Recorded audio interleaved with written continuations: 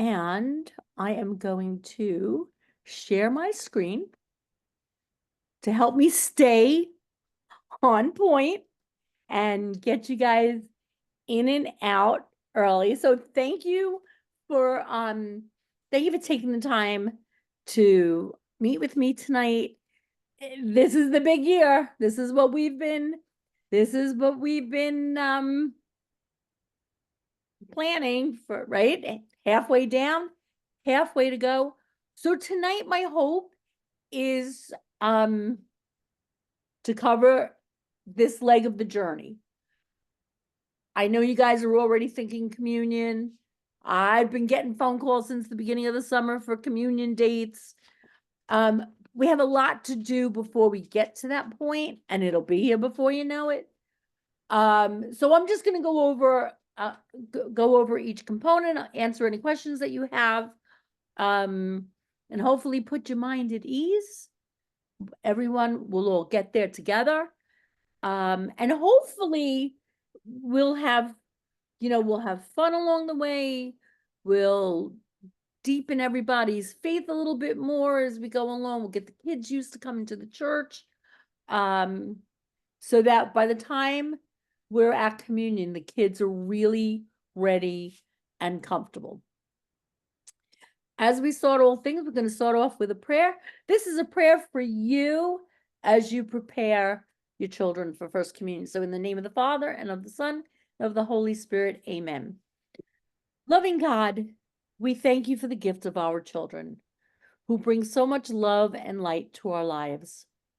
We thank you for this opportunity to think about how to help them grow in faith. May we support one another as we journey towards our children's first Holy Communion. We make this prayer through Christ our Lord. Amen. Amen. That's what it's all about. It's right to help them grow in faith, because they are dealing with so much. On Saturday, we had our 9th grade retreat. So these are the children that are getting ready to receive confirmation in November. And it's been quite a journey with them. And, we've done a lot. They went through that chunk COVID time where they were away from everything else. And, the last time I was with them in the spring, it's been a struggle. But these children, we had almost 100 of them all together at one time. They were so touched and moved by the Spirit. We had 50 of them waiting to go to reconciliation. In the past, usually we have one that's waiting to go to reconciliation. Usually Father Robert's sitting there like twiddling his thumbs. 50 of them. Not only that, we were in the gym. They were like kneeling in front of the Blessed Sacrament, waiting to go. Like they truly were filled with the Spirit and realized that they were in the presence of Jesus. And why is that? Same retreat. I mean, the retreat was wonderful. There's no doubt the retreat was wonderful. And it was led by young adults so that they could really identify with them. But the questions that they had for these young adults, not only about their own faith and their faith journey, but how to bring God into the things that they are dealing with. And I can tell you from last year I taught on every grade level. So I had second graders, first graders, I had second graders, I had third grade. Usually fourth grade is the year that they really start to struggle. They know, they know right from wrong and, sin and accidents and they're just starting to be able to tell, like, this person's not doing the right thing. This is what we're dealing with. Already by second grade, like they're starting to experience the things that our children didn't start until much, much later. And as much as we would love to be with them 24/7, I have all grown children. My children are probably your age. And I still want to be with them and protect them 24/7, but we can't. But what we can do is we can give them the tools to know that they're never alone. And that's to be able to see God's presence in their life. And that's what this journey is all about. That's all it's about. That's all it's about. To be able to recognize that we are able to receive Jesus into our lives whenever we go to communion. And that stays with us. That stays with us all the time. So for whatever reason you're here, maybe it's just your parents saying they have to receive communion this year. Or maybe you knew this was always going to be part of the journey.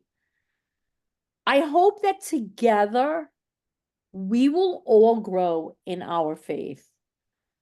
And that it will really mean something more than the pretty dress and the beautiful tie and the great party afterwards, but that the children will really come out of it being one with Jesus.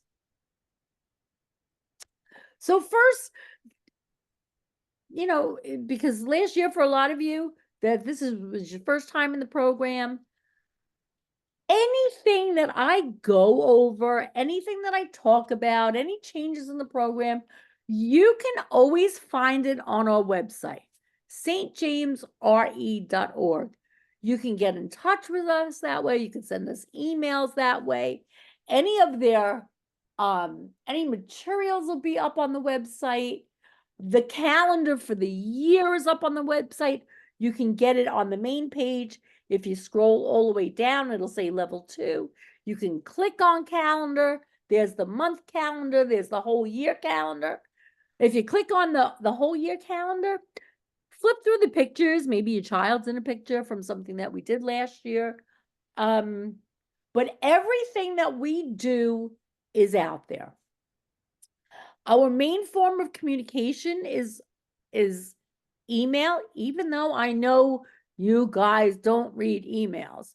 I know that everything is on the phone now, and we had been using Digital Academy, and that was really easy to text from. We're not using it anymore because it was expensive.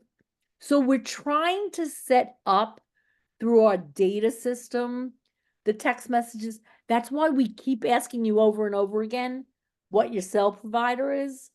Because I guess they'll send it out as email texts. Some of them are bouncing back though. So if they do, we may just be, it's not that we don't have your provider. It's just that for whatever reason, it bounced back. So that's what we're doing. I'll always try to send reminders that way, but I'll always send email reminders. It may not be way in advance. Sometimes it's, a day or two in advance, but go through that calendar just so that you know what's coming up. And we'll go over some of the important dates tonight.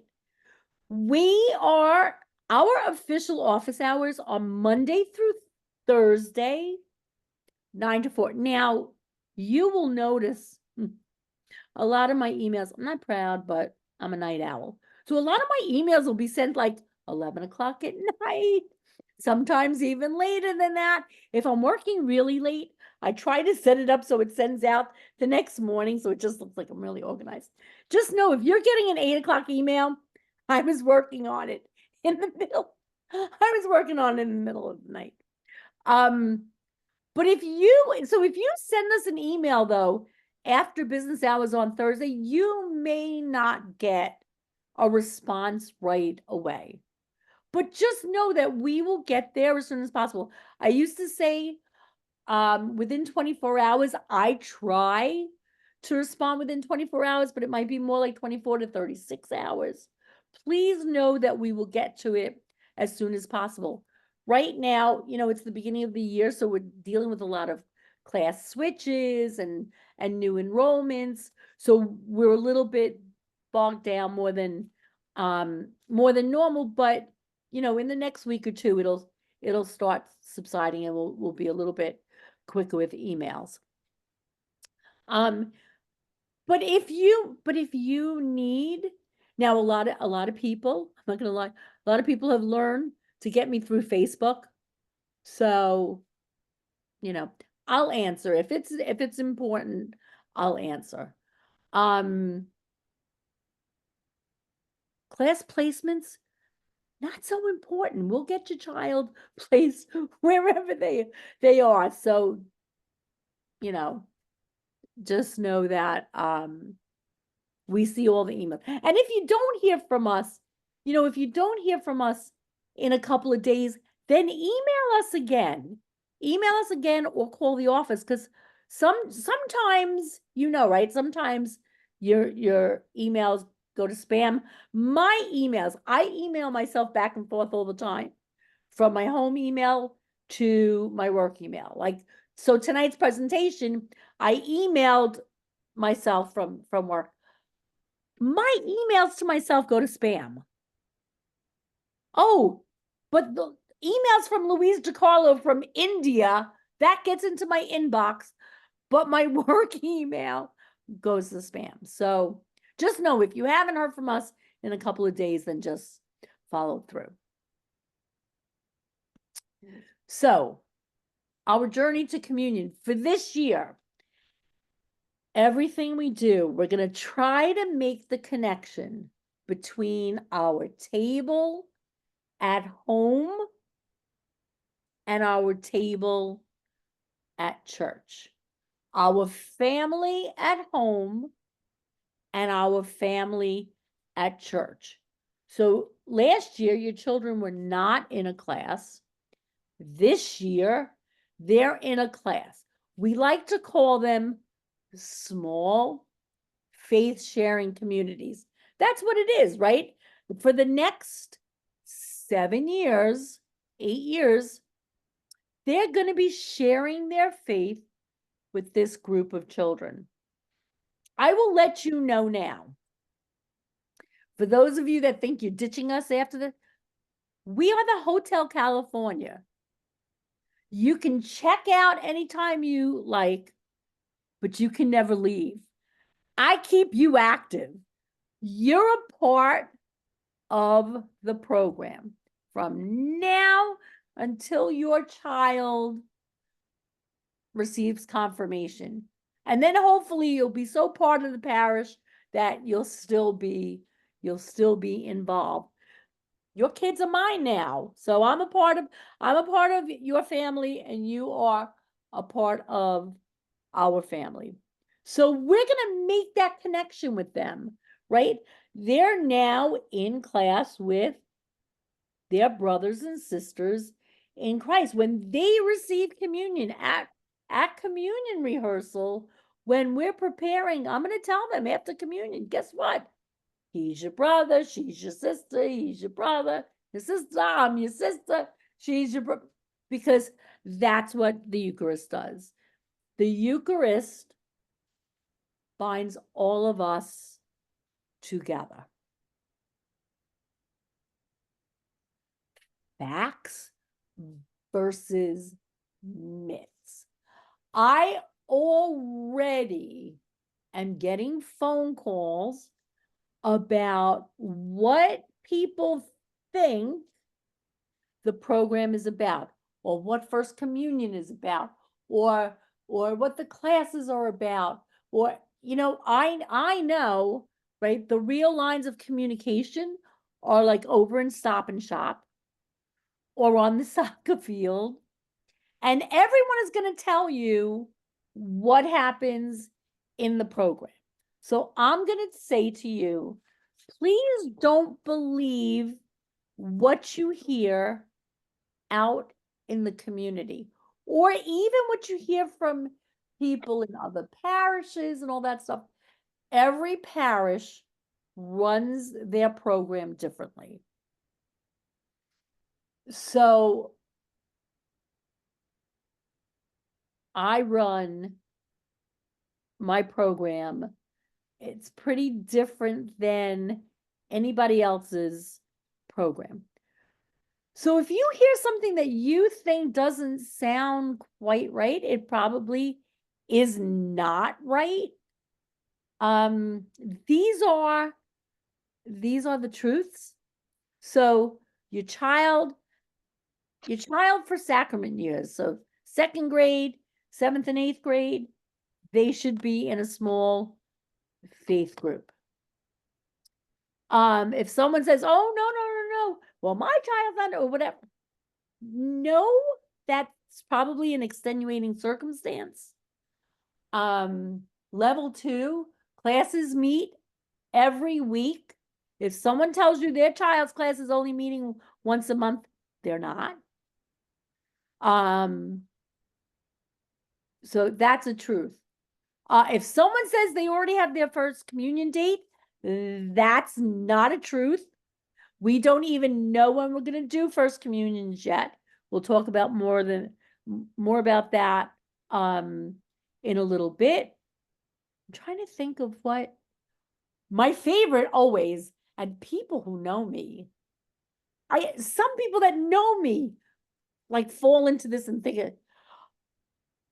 The one that makes me laugh the most is that I require, I have a dress code for first communion. I do not. I believe that Jesus comes to the little boy in his Snoopy tie as much as he comes to the little boy in his white tie. This was a really long time ago. It was so long ago that Kohl's used to be Caldor. So that's how long ago it was. I had a little girl who received her first communion in a fuchsia dress because they couldn't afford a communion dress, and the mom wanted it to be special, so she let her daughter pick a dress out. And she had one flower that she matched to her dress. And you know what? It was beautiful. It was a beautiful day for her, just like it was for everyone else. So, that's not true. We'll go over as we get closer. We'll go over what you should be doing for dress and all that stuff, but there's no dress code. I'm trying to think of what some of the other good things are out in the community. That's the biggest one though. That I have a dress code. I don't. Everyone know. I mean, if you have a girl, if you have a daughter, I'm sure you already know what she's wearing, or at least have it in your head.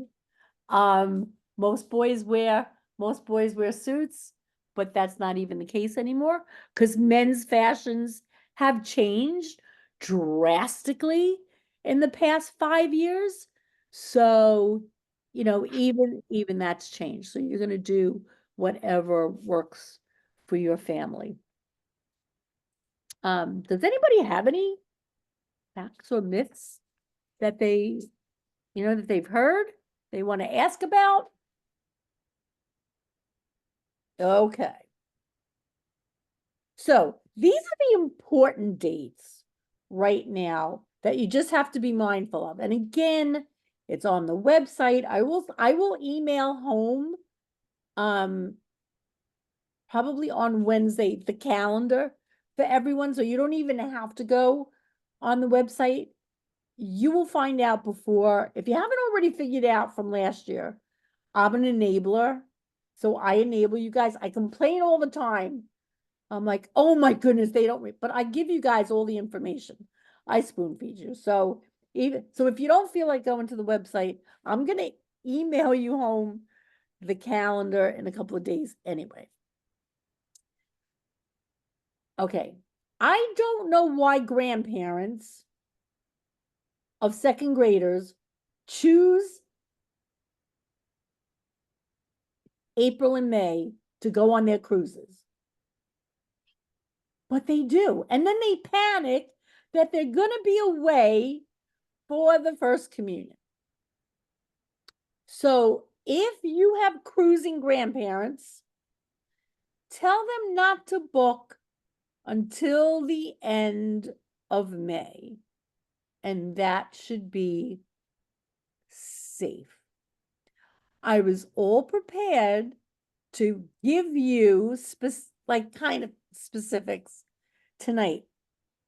But I realize that right now we only have 110 children. So this is the smallest communion class I have had, oh my gosh, probably in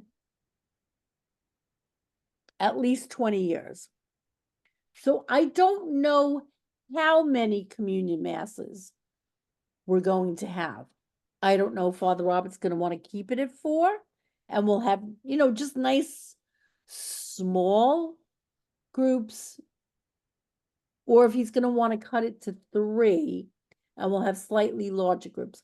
But even if we cut it to 3, they're going to be very small and nice. They've been really, really terrific the last couple of years. That's what happens when, when the classes are smaller. So if you have a legitimate conflict, so one parent works weekends and would need to get the time off, or you already know, Poppy and Grandma have a cruise booked. Dance recitals are not really a legitimate excuse, nor are tournaments. I understand how important they are to the family, but the earlier you guys get me all the conflicts and stuff, and as soon as switches stop. So once classes start and people stop like switching out of classes, and I know how many classes, how many kids are in each class, I will set the communion dates. And how I do it, I have the communion dates, I put all the classes in a hat, and I literally pick them out and put them in the slots. So that's how it's done. It's all done by lottery. Unless someone in a class has one of those legitimate reasons for not being able to receive on a specific day, and then I'll place them in the other day. But if you can get me the conflicts by like November 1st, then for sure before Thanksgiving, you'll have your dates. I like you guys to have your dates before the first family holiday get together. Because chances are you may have other second grade families in your family, and they're all going to say, oh, my DRE gave us the dates in August. They're lying if they do. No one has their dates done yet. So if they're saying that, that's a myth. They're lying. Louise, can I ask you a question? Sure. I'm sorry to interrupt, but No, go ahead. the time that the sacrament is received, is it typically in the morning or in the afternoon? So we usually have, so this is how we've done it. Traditionally, we've done an 11 a.m. mass and a 1:30 mass. So we have one group, so it's been traditionally, over 2 weekends. So 2 in the morning and 2 in the afternoon. Now again, because we're smaller, and I don't know this. I haven't spoken to him about this. I don't know if he's going to want to go down to 3. And if he goes down to 3, is he going to want to do 2 and 1? Or would he want to do 3, 1 for 3 weeks? So, in the past, we've always skipped a week. Usually because it's the way we do it, we interfere with our special needs mass. So we've always switched it, but I think this year they're just going to make it a little bit later. So I don't know. So I can't even say that I could tell you what we have done, but I don't know if, like, we may just do 3 weekends at 11:30. My guess is if we go 1 mass, it'll be morning. It won't be afternoon. Because then we don't have to worry about, we won't interfere with weddings. And if we do it late enough, we shouldn't interfere with funerals. So I wish I could give you a better answer. Fair enough. Thank you so much. But I will talk to him about it soon. I just honestly, I didn't realize how small our numbers were until just today. I did a real quick family, student count, and I was like, oh my gosh, I don't know why I thought somehow, like, if we're over 120, then it just makes sense. It's 4. That's an easy, but like, we're not, and I don't think that we'll hit 120, even if people realize how good we are in transferring. I don't know that we'll pick up that many more kids. So, but again, as soon as the second I find out, I will let you guys know. But that's why if you have conflicts, just let me know. Any any conflicts in May, let me know. That much I can tell you. He's not, we had a pastor who only liked communions during the Easter season. So we had to do it like, he would have me schedule them like the week after Easter. And I would fight him and go, we're not doing it in the middle of May. Like, let's, when even last year, Easter was early. Easter was the end of March. He would have had me doing it like the beginning of April. So I fought it, but Father Robert's pretty good with that. And he's happy with May. So I can 99% chance with confidence tell you that it will probably be May. So, like last year, we'll have 3 parent education classes. And by education, you know from last year, right? So it's going to be a precursor of whatever big workshop we have coming up with the kids.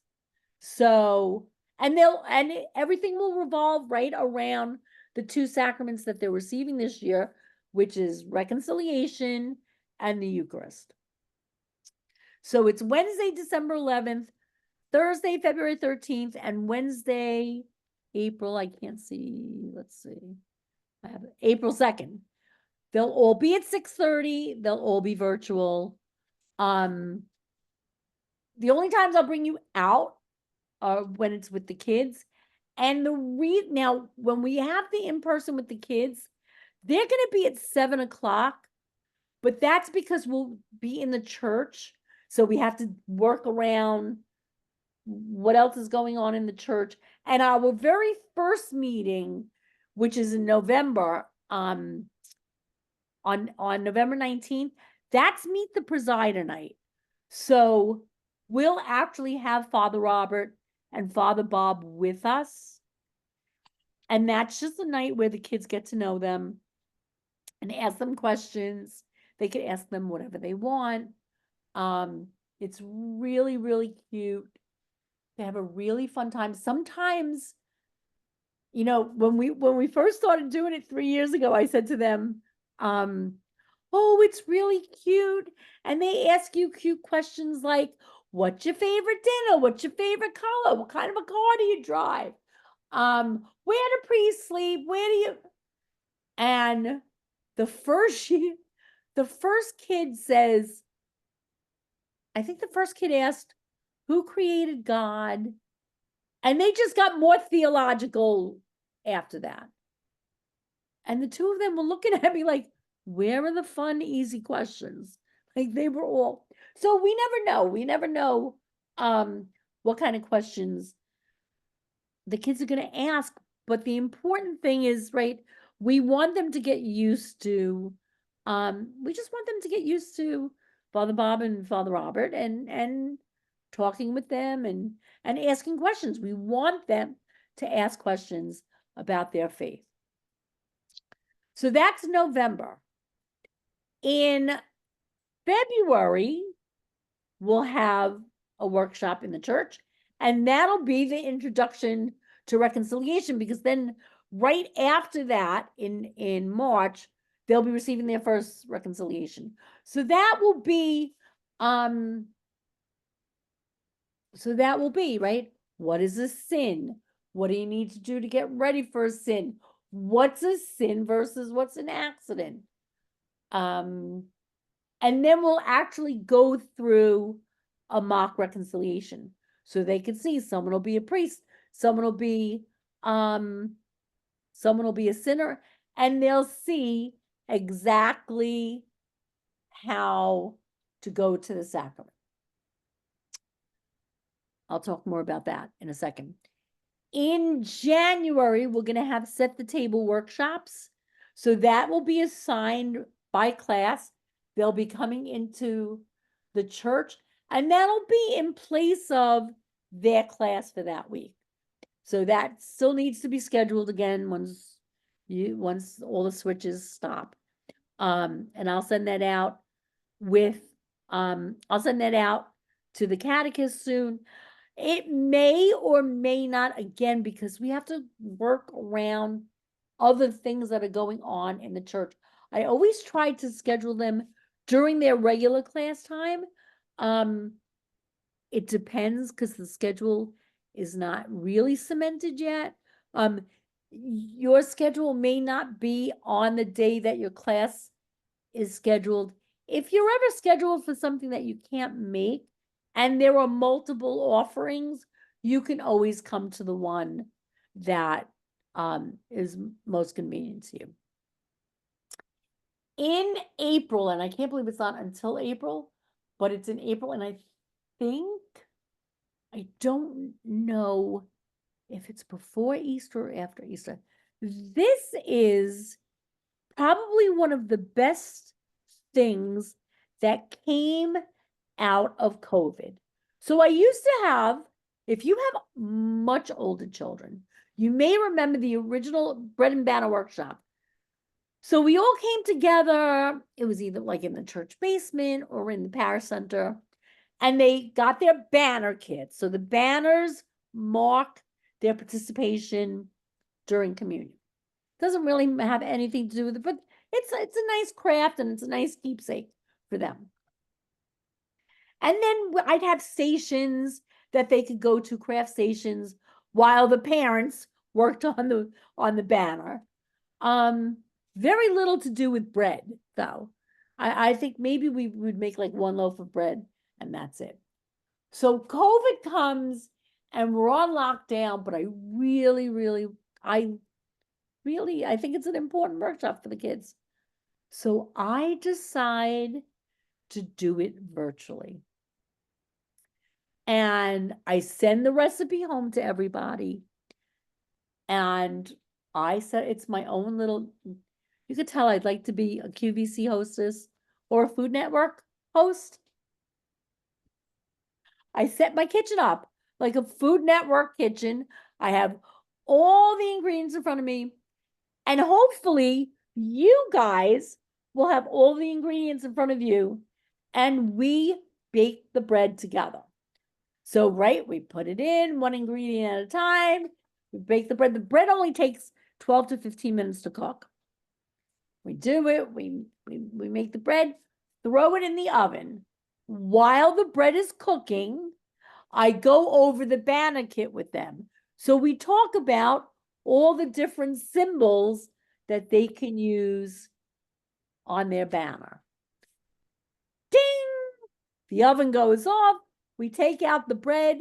Everybody's got, and even if they don't cook, they have to go and get like a cracker or a piece of bread or a cookie or a piece of cake. We all break bread. We click it up to the computer and we eat together, right? Because we're sharing a meal. We're sharing a meal with our church community, just like we do at Mass. Now I tell them, wouldn't it be nice to make the communion bread like on your communion, for your communion day? Or and again, I wish I remembered if it was before. I always try to plan them before Easter, but I don't know that it worked this year.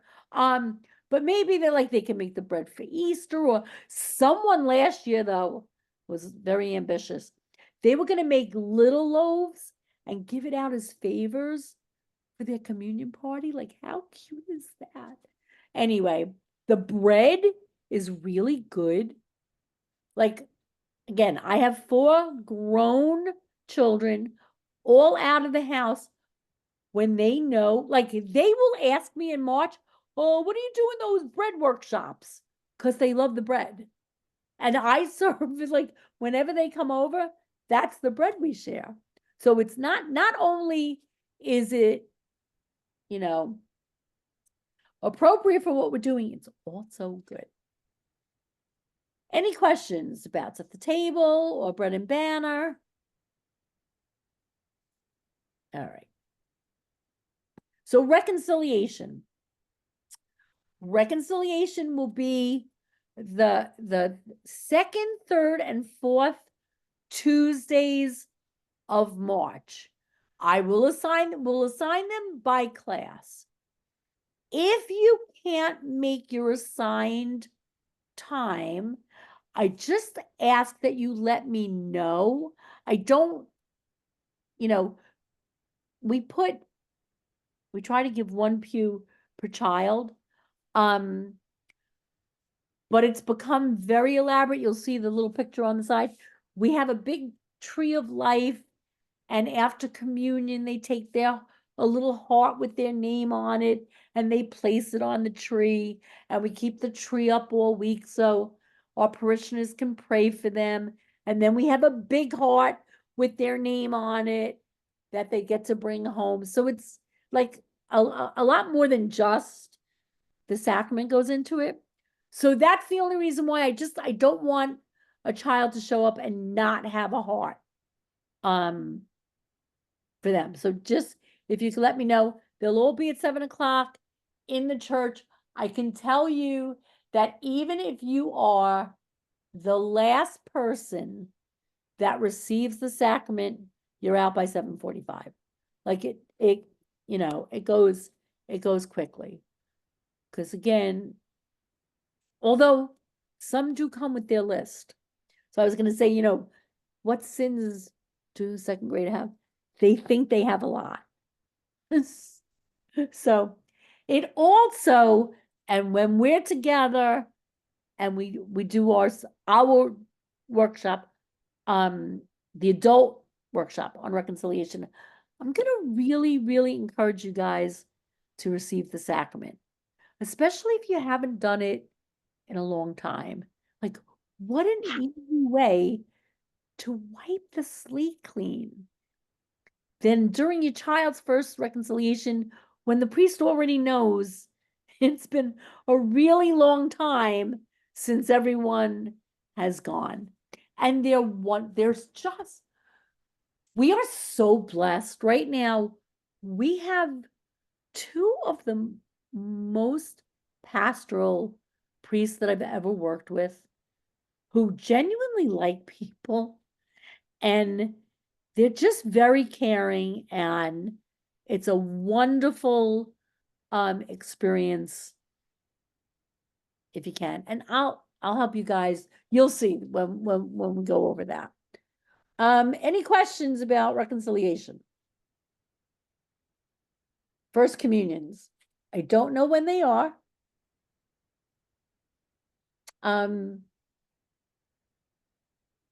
As soon, like I said, as soon as I find out, I'm gonna try and schedule them as quickly as possible. So, like I said, if you have any conflicts, let me know. So I'll pencil them until November 1st, because I certainly don't want to pencil it and put it out there if anyone has a legitimate excuse. If, let's just say though, you get scheduled, all right, I'll pick a Saturday that I know for sure. May 27th. May 27th, it's good, it's great, and guess what? Christmas Eve comes and your brother proposes to his girlfriend and she says yes, but they don't want to wait, and they're going to do a destination wedding on May 27th. What, are you not going to go to the destination wedding? Just let me know. You can always switch. Like, you can always switch for the place that you're in. Chances are someone's going to need to switch into your place. We try to keep them even. We don't want any group to be like too small or too big, because then it takes away from the experience of everybody else. But if it's a legitimate excuse, right? If it's a legitimate, I don't want to say excuse. If you have a legitimate reason, we're going to switch you.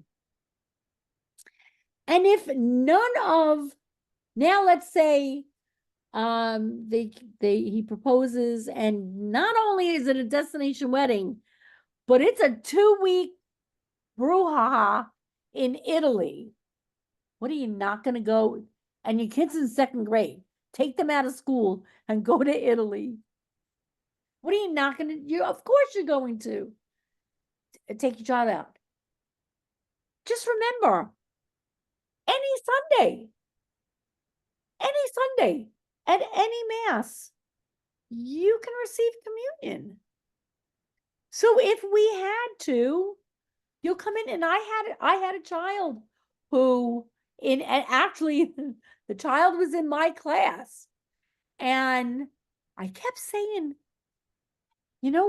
I knew from the year before that the dad worked during communion season. And I was like, I haven't heard from them. I haven't heard from them. I haven't heard from them. Well, guess what? 2 weeks before communion, they said, no, we can't make any of those. We can't make any of those dates. And he ended up receiving by himself, I think it was either June or the beginning of July. And it was lovely. We reserved the first pew. They came in. The family brought the kid. It was beautiful. Whenever it is, we are going to make it as beautiful and as special as we can, because your child's receiving Jesus for the first time. And that's, you know, that's a reason to celebrate. And we're going to do everything we can to make it wonderful. So, any questions? I know there's lots of comments so let's see, in the chat. All right, so we have a couple of conflicts. So, what to do if you have a conflict?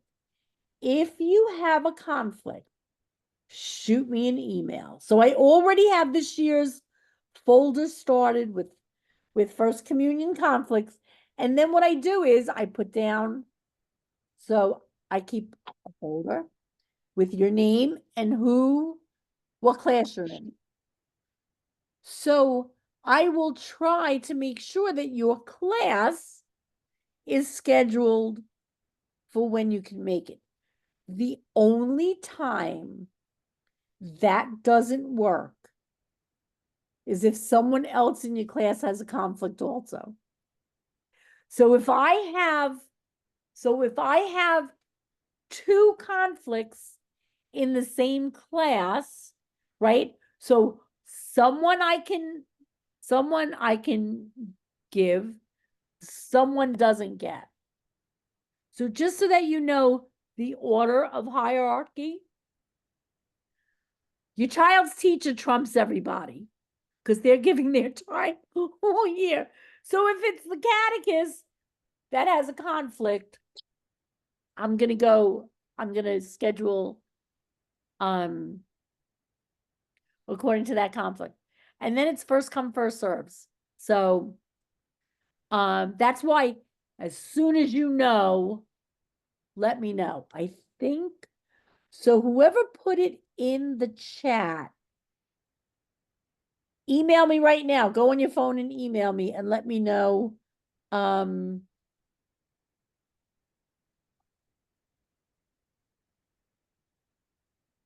Okay.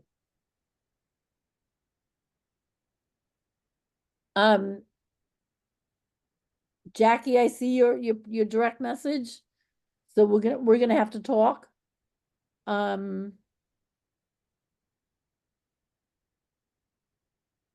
Lauren, you fixed yours. You were upside down. I'm sorry. I didn't, but I think that's really funny.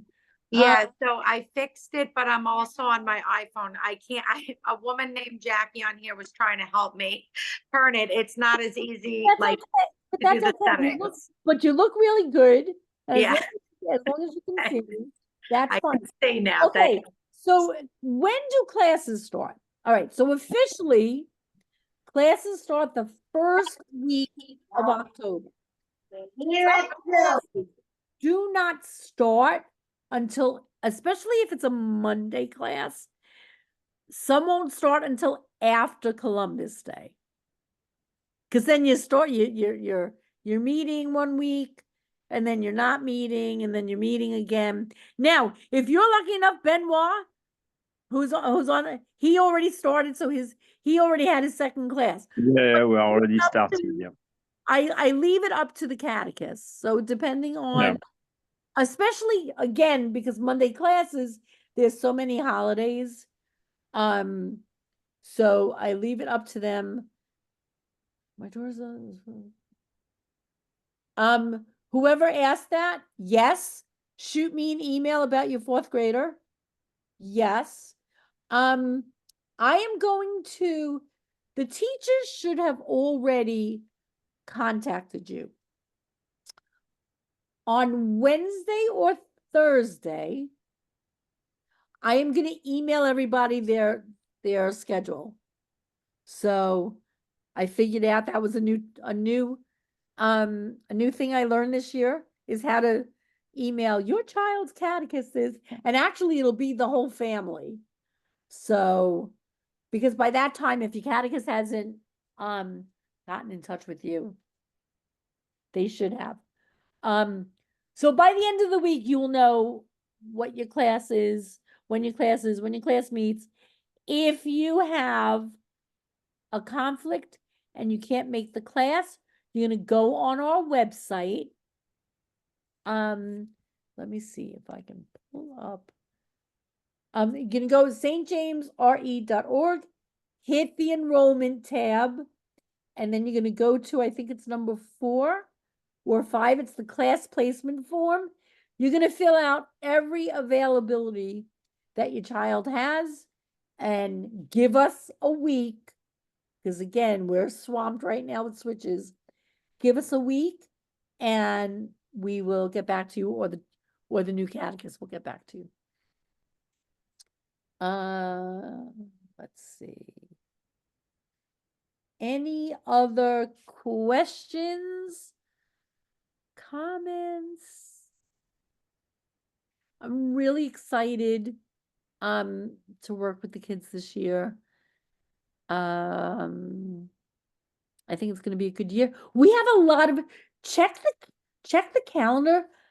I added a lot of fun things, like the end of November we have Father Son Spirit Night, so open gym with like organized games. February 10th, I think, Mother Son Campfire, where we're gonna read scary spooky stories in the gym, in the dark with flashlights, and all the stories come out of them from the Bible. And then we have the father-daughter, Little Miss Valentine dance. And of course, I know, right? Unfortunately, families are different. There are tragedies. Any adult, so any male adult, any female adult, moms, godmothers, aunts, grandmothers, can accompany the child. But we have a the Little Miss Sweetheart dance is back. I put it back in February. We had to cancel it last year, so they were good to go with that. In the springtime, we have a little ladies' tea. So I'm hoping that's going to be the girls and the moms and the grandmothers and the godmothers and the aunts. So I'm trying to, plus we have the All Saints, All Souls party, and that's the first Sunday in November, and we have the Christmas pageant, and then Mardi Gras. So, we want to be a part of your lives for more than just Mass. We want to be a part so that we're together in the good times and the bad times. So with that, I am going to stop the recording. Let me just see if I can stop the recording. Let me stop. Share, stop. Nope, that's stop video. I don't want to do that. All of a sudden, I've lost recording.